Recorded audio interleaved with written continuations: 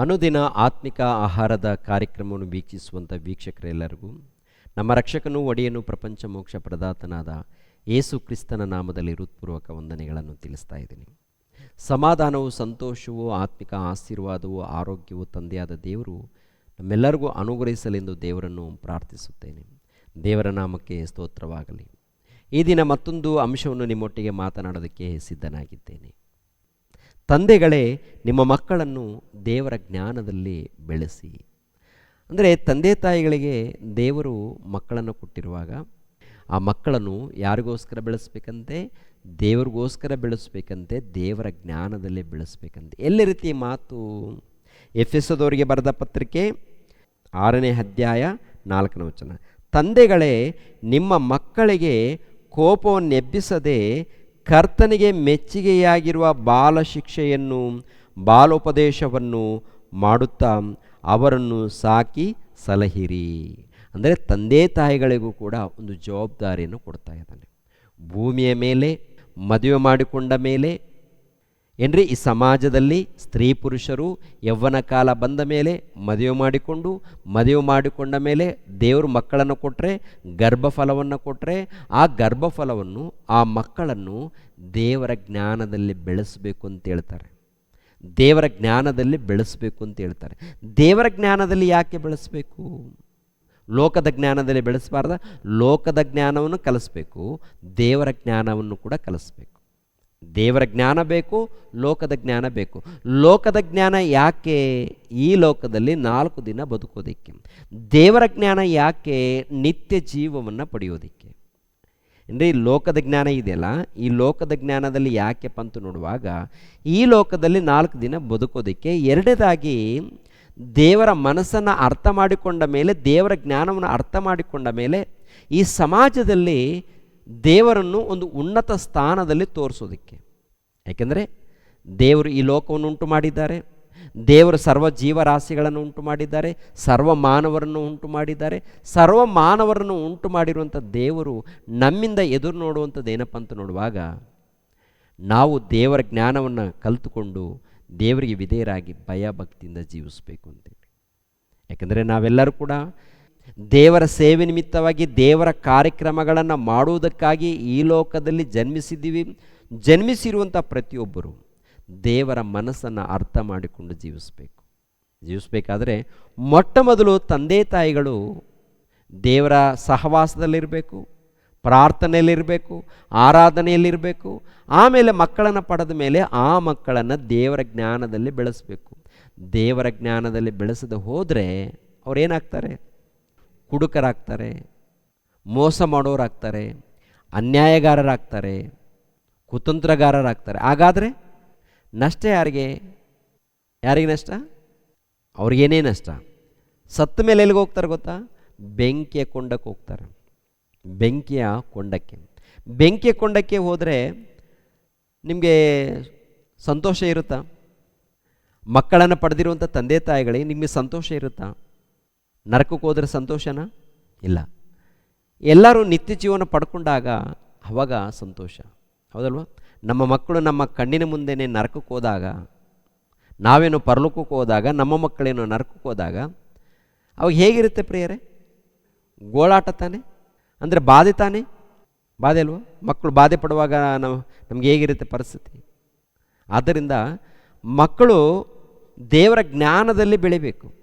ದೇವರ ಜ್ಞಾನದಲ್ಲಿ ಬೆಳೆದು ದೇವರ ಮಾರ್ಗದಲ್ಲಿ ಅವ್ರು ನಡಿಬೇಕು.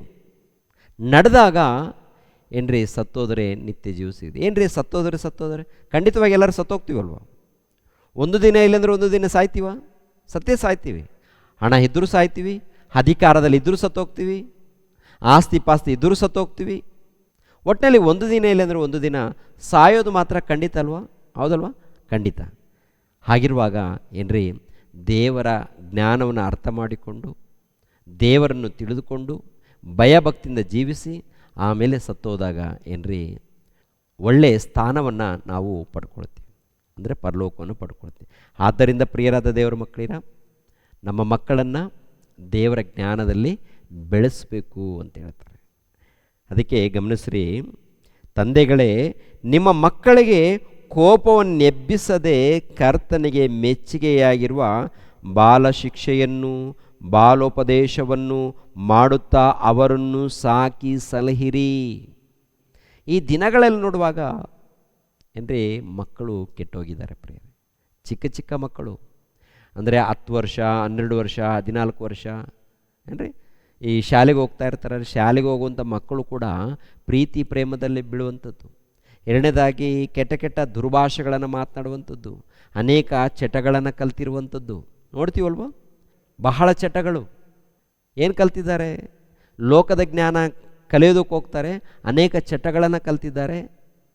ಇನ್ನು ಯೌವನ ಕಾಲದಲ್ಲಿ ಇನ್ನೂ ಎಷ್ಟೋ ಚಟಗಳು. ಕೊನೆಯದಾಗಿ ಏನಾಗ್ತಾರೆ? ನಾಶ ತಂದುಕೊಳ್ತಾ ಇದ್ದಾರೆ. ತಂದೆ ತಾಯಿಗಳಿಗೆ ನೋವು ಬರುವಂಥ ರೀತಿಯಲ್ಲಿ ನಡ್ಕೊಳ್ತಾ ಇದ್ದಾರೆ. ತಂದೆ ತಾಯಿಗಳು ನೋವು ಬರುವಂಥ ರೀತಿಯಲ್ಲಿ, ದುಃಖ ಪಡುವಂಥ ರೀತಿಯಲ್ಲಿ ನಡ್ಕೊಳ್ಳೋದಕ್ಕೆ ಕಾರಣ ಏನದು? ಏನು ಕಾರಣ? ನಾವು ನಮ್ಮ ಮಕ್ಕಳ ಬಗ್ಗೆ ಸರಿಯಾದ ರೀತಿಯಲ್ಲಿ ಎಚ್ಚರಿಕೆಯನ್ನು ಜಾಗೃತಿಯನ್ನು ತಗೊಂಡಿಲ್ಲ. ಅವ್ರ ಬಗ್ಗೆ ವಿಚಾರ ಮಾಡಿಲ್ಲ. ನಮ್ಮ ಬಗ್ಗೆ ನಾವು ನೋಡ್ಕೊಂಡಿದ್ದೀವಿ. ಅವರು ಎಲ್ಲಿಗೆ ಹೋಗ್ತಾ ಇದ್ದಾರೆ, ಏನು ಮಾಡ್ತಾ ಇದ್ದಾರೆ, ಯಾವ ಕೆಲಸದಲ್ಲಿದ್ದಾರೆ ಆಲೋಚನೆ ಮಾಡದೆ ನಮ್ಮ ಕೆಲಸದಲ್ಲಿ ನಾವಿದ್ದು, ನಮ್ಮ ಸುಖದಲ್ಲಿ ನಾವಿದ್ದು ಮಕ್ಕಳನ್ನು ಒಂದು ರೀತಿಯಲ್ಲಿ ದಾರಿ ತಪ್ಪುವಂಥ ರೀತಿಯಲ್ಲಿ ಮಾಡ್ತಾಯಿದ್ದೀವಿ. ಆದ್ದರಿಂದ ಪ್ರಿಯರಾದ ದೇವರ ಮಕ್ಕಳು, ಮೊಟ್ಟ ಮೊದಲು ನಾವು ದೇವರಿಗೆ ಒಳಪಡಬೇಕು, ದೇವರ ಜ್ಞಾನವನ್ನು ಕಲಿಬೇಕು, ದೇವರ ಜ್ಞಾನಕ್ಕೆ ವಿಧೇಯರಾಗಬೇಕು. ಎರಡನೇದಾಗಿ ನಮ್ಮ ಮಕ್ಕಳನ್ನು ದೇವರ ಜ್ಞಾನದಲ್ಲಿ ಬೆಳೆಸಬೇಕು. ದೇವರ ಜ್ಞಾನದಲ್ಲಿ ಬೆಳೆಸಿದಾಗ, ಭಕ್ತಿಯಿಂದ ಬೆಳೆಸಿದಾಗ ಕೆಟ್ಟ ಚಟಗಳಿಗೆ ಅವರು ಹೋಗಲ್ಲ. ಏನಾಗ್ತಾರೆ?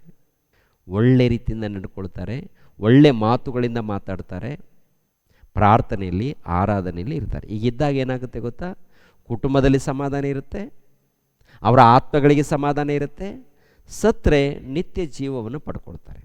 ಆದ್ದರಿಂದ ಪ್ರಿಯರೇ, ಜಾಗ್ರತೆ ಪಡಿ, ಮಕ್ಕಳನ್ನು ದೇವರ ಜ್ಞಾನದಲ್ಲಿ ಭಕ್ತಿಯಲ್ಲಿ ಬೆಳೆಸಿ ಪ್ರಿಯರೇ.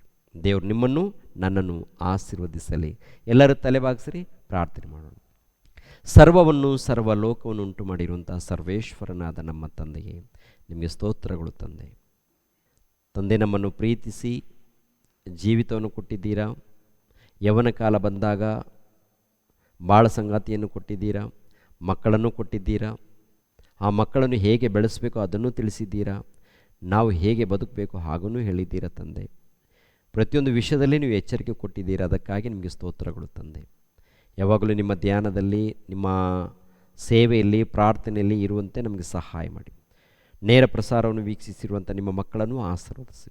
ಪ್ರತಿ ಕುಟುಂಬಕ್ಕೆ ನೆಮ್ಮದಿ, ಶಾಂತಿ, ಸಮಾಧಾನವನ್ನು ದಯಪಾಲಿಸಿ.